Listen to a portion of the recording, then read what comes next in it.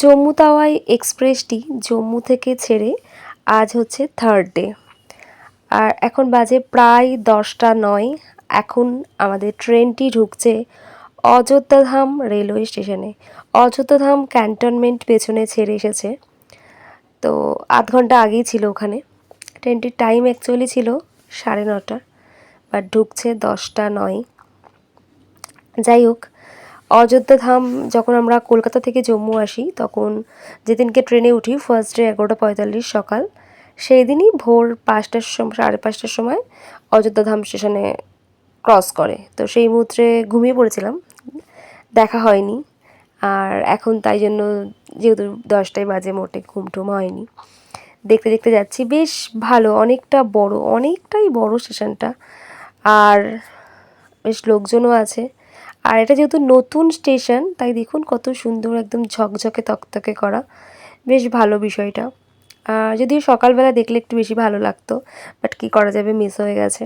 তাই জন্য ওয়েট করছিলাম কখন অযোধ্যাধাম আসবে। এই দেখুন পুরো নতুন ঝকঝক করছে একেবারে স্টেশনটা। তো এখন আমাদের ট্রেন চলে আসলো, ওই যে ঘড়ির কাঁটায় 10টা 9, আর আমাদের ট্রেন এসে দাঁড়ালো অযোধ্যাধাম জম্মু তাওয়াই এক্সপ্রেস। এখান থেকে অনেকগুলো গেট আছে, আপনারা দেখতেই পাচ্ছেন ওপাশে, মানে অনেকটা বড় স্টেশনটা। তো যে অনেকটা বড়, মানে আমি এই জন্য দেখাচ্ছিলাম এই কারণেই যে দেখছি স্টেশনটা অনেক বড়। আর মেবি এরা হয়তো লোকালও, মানে কিছু মানুষ এখানে দেখে মনে হচ্ছে লোকালও আছে, যদিও লোকাল লোক এই ট্রেনে উঠবেও না, কারণ এটা তো এক্সপ্রেস আছে, জম্মু তাওয়া এক্সপ্রেস, সব স্টেশনে দাঁড়াবে না। যদিও এই ট্রেনটা প্রচুর স্টেশনে দাঁড়ায় আর প্রচুর সময় নেয়, মানে 48 আওয়ার্স। জাস্ট ভাবতে পারছেন এতক্ষণ ট্রেনে থাকছি আমি, তাও আবার ফার্স্ট টাইম।